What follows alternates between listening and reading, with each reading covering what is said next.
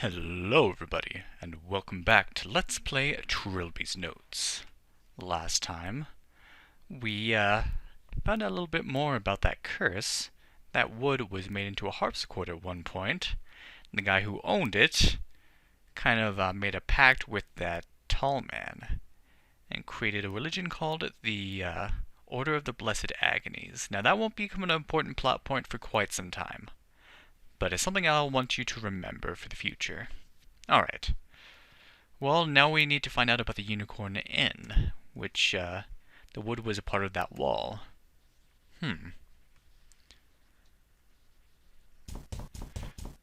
So, there was something downstairs that was a part of the Unicorn Inn, I believe.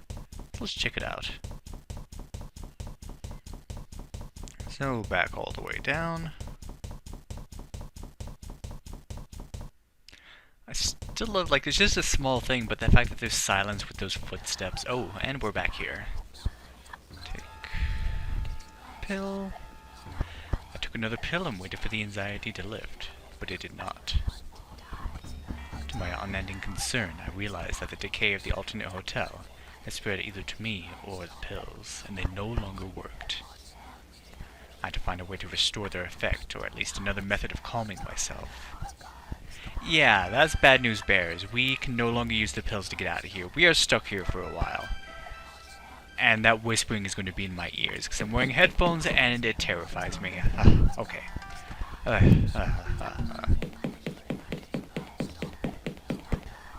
From somewhere to the west, I heard the familiar sound of a door being unlocked. Hopefully that won't, Oh, Linkman? Linkman, wait! Oh, what is he doing here? Wait, what you first want to do, I didn't do this earlier. There was an arrangement of uncooked meat with ribs sticking out from the center table that seemed to be attracting insects beautifully. I tried not to think about what kind of meat it was. Well, we're gonna need this. A powerful lump of meat to take with me. If I came up against anything hostile and carnivorous in this place, it would help to have something other than myself to offer it. Good plan. Alright.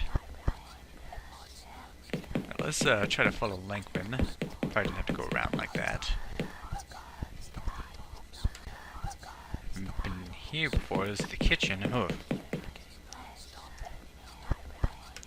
A horribly tormented soul was still lying on the central counter, limbs arranged oddly from spasms of agony. Let's just look. What had once been a kitchen was now some kind of torture room. I found myself wondering whether it was used for extracting information, or merely to entertain the alternate hotel's hellish proprietor. I'm willing to bet on the latter, because I don't think there's any information they really need. They just do what they do and already know what they need to know in advance. Ugh.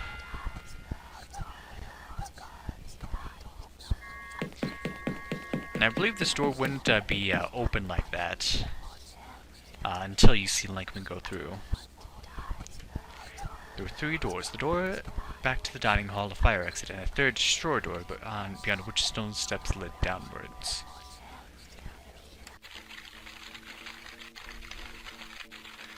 The grimy cellar had been abandoned for some time. A large section of floor was worn away. The worn-down area had been conquered by a swarm of greasy black beetles. And that skeleton in the middle with no meat on whatsoever isn't very thrilling. Let me save here. Now, if you've played the Dagger of Amun-Ra or seen my Let's Play of it, you know what I'm about to do is a very bad idea. Yeah, that's what happens. But also, if you've seen that, you know the solution.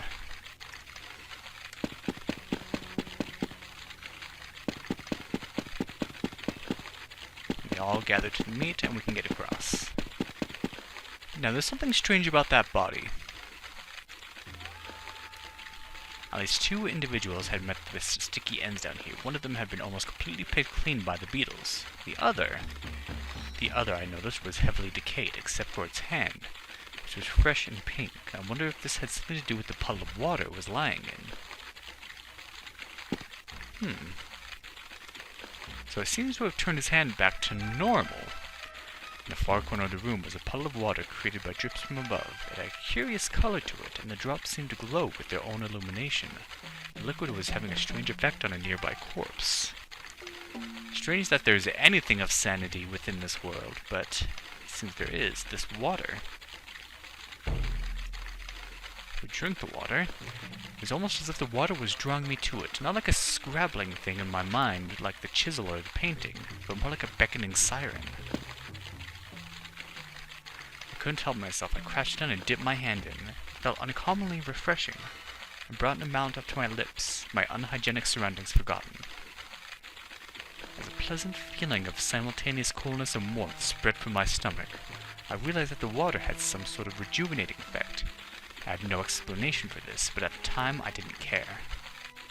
I was beginning to feel in the back of my mind the familiar tickling sensation that indicated a reality shift, so I swiftly scooped up a few drops of liquid into my pill bottle, shaking it through the remaining pills. So yeah, we've hopefully brought them back to normal. Ah, there we go. Thank goodness. But still, we need to figure out what the heck Langton's up to. And last time we saw him, he was like, hey, don't interrupt my investigation, I won't interrupt yours.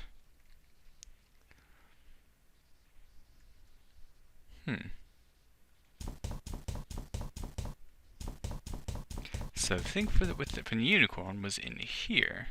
And that should be unlocked. Oh, Daddy, it's you. Have you seen Siobhan? I was about to ask you that. What did you do to the girl? I hope you didn't intend to seduce her away from my service. A bit I need you to understand. You and I and Siobhan are all in critical danger. There is something evil in this hotel, and it's closing in fast. Mr. Railby, I have been over this hotel several times. Apart from us, there is absolutely nothing here. Please keep your fairy stories in the playroom where they belong. So, it's kind of hard to see, but there's a little coat of arms there with a unicorn on it. Mr. Giles' antique show was sparse as its small venue would indicate. A couple of tables were laid out with various trinkets, and charred rocking chair was the centerpiece. Oh, we already saw that. Look, sign. An ancient shingle from an establishment called the Unicorn was leaning against one of the tables. Yeah, I should have looked at that before. This had been the same unicorn mentioned by Jack Freehorn. The buzzing in my ears that manifested as I inspected the shingle indicated so.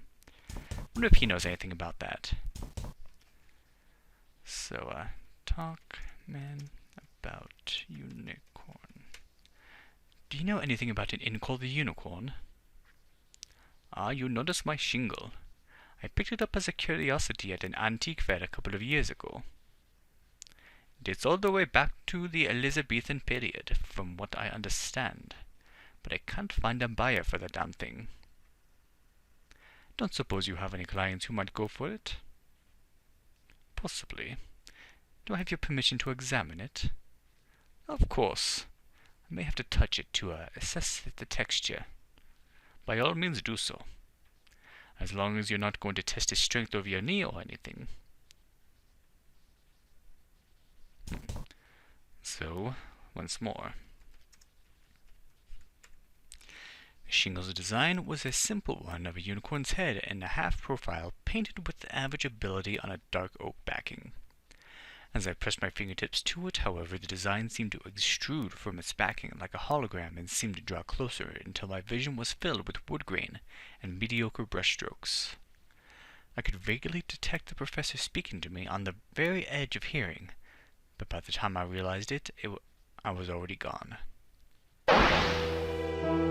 Somewhere in Wales, July 28th, AD 1581. Once again, at that date, in Somerset, a travelling merchant was on his way back to his wife and family in London, having concluded some business dealings in Ceredigion. Caught suddenly by a summer storm, he spied an inn by the side of the road and marvelled at his good fortune. "Faith, 'tis evil storm that blights the sky tonight." "Aye, I must have Almighty on my side to find myself so close to an inn as it broke out. Aye, perhaps.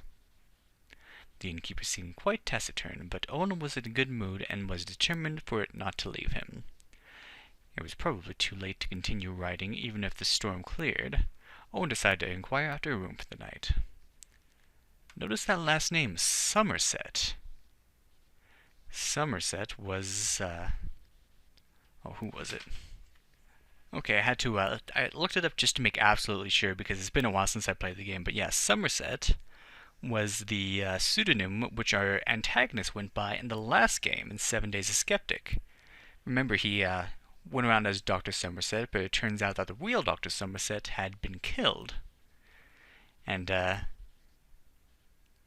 our antagonist, or protagonist, sorry, was going around pretending to be that doctor. So now also we have a Somerset here. Interesting. Alright, let's get to bed.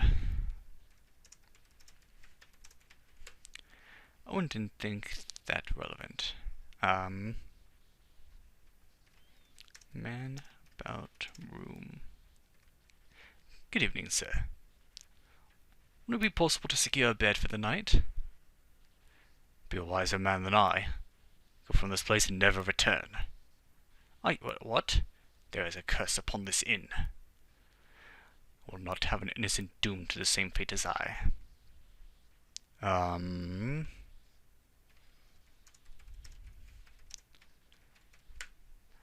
have plenty of gold to pay her. Plenty of gold for pay for my... The devil cannot be bought off, my friend. What devil? What is the nature of this curse? This inn was built by my father 20 years ago. From the wood of a fallen oak he stumbled upon on an island north of here. He noticed human bones scattered around, but did not heed them. This inn has been a curse on the bloodline ever since. Madness and death claim those who stay here. This time last year it claimed my father, so the same day last year, soon I am certain it shall claim me.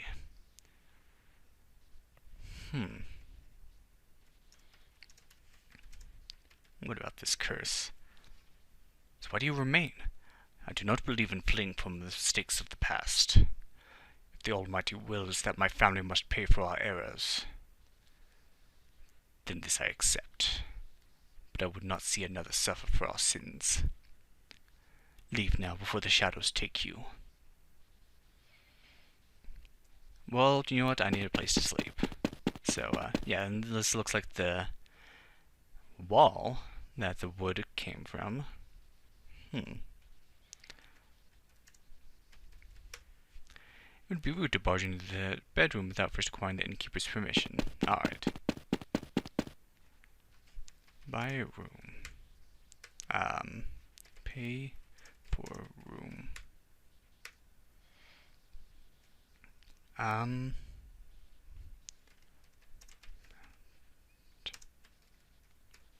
Oh, talk man about. Sir, I have little patience for fables, and even less for riding after sundown in the middle of a downpour. Lend me a room and I shall take the responsibility for my own well-being. You will insist? Not only will I insist, but I will pay whatever price you ask. Go then, take the upstairs room. And if you remain by the morn, you shall pay nothing at all. Oh, that's a good deal. Now let's go. Actually, let's look. The unicorn was small but secure, constructed from a combination of stone and English oak. The only furniture in the reception room was a bar and a bench for seating. Okay.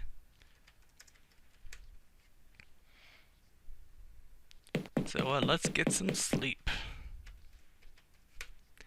Owen lay himself down, intending only to test the bed's softness, but in his exhaustion he quickly succumbed to sleep. In the early hours of the morning, something jolted Owen from his slumber. A piercing sound? No. A piercing smell. That looks like fire. Uh-oh. The guest room of the unicorn was a little bare, but quite functional. 2 beds and a dresser were the only furniture, and a set of stairs was the only exit. In the corner, smoke appeared to be rising from the floor. Uh-oh. Okay, so what you want to do... But it was simple peasant fare. The mattresses, no doubt stuffed with prickly straw, but they would have to suffice. The top sheet had been disturbed by Owen's sleep, and now lay wadded up untidily at the foot of the bed. It's important that they point that out, so let's take sheet, because we need perhaps something to put out the fire. Owen took the sheet with him, presumably for comfort.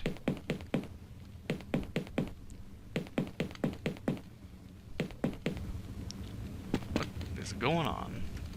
The unicorn was small but secure, constructed. Okay, yeah, someone had lit a fire by the door, filling the inn with a burning smell. Let's put that out.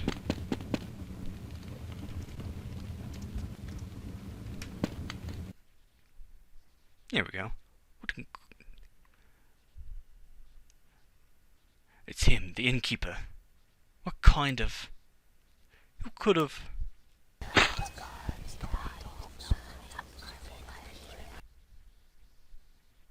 Once again I returned disoriented from my vision. I was closing in on the source of the badness. The innkeeper had said that the wood came from a tree on an island. Could that have been Clanbronwyn Island? Given what I was seeing, it seemed a valid, if worrying, possibility. Besides that, it seemed I had no other leads, so what would I do? I was determined not to let the trail end there, if there were just a single clue. And of course, we have this. Trilby, I know you are following a trail. Go to the roof if you wish to proceed. Lankman. Victim 2, the innkeeper. Is Lankman the one that's been leaving these for us? The second man who desired judgment was the innkeeper, who had bought the wood of the tree and built from it his house. The prince came to him, and as guest, and he struck the innkeeper down, and the innkeeper knew the name of the king. And the prince turned to the innkeeper's guest, and he said, You I shall not let live, for once before have I made this warning, and still my soul aches with what is done, and to the wood that is my soul, and I will spare no man who injures me in this way. And the innkeeper's guest knew the name of the king. So that wood came from, well, of course it came from a tree, but it seems that that tree is really the source of everything, because there's only one victim left. So, is that tree on this island? And can we find it? And figure out where all this is coming from? You're gonna have to find out next time on Let's Play Trilby's Notes. Thank you for watching, and have a good day.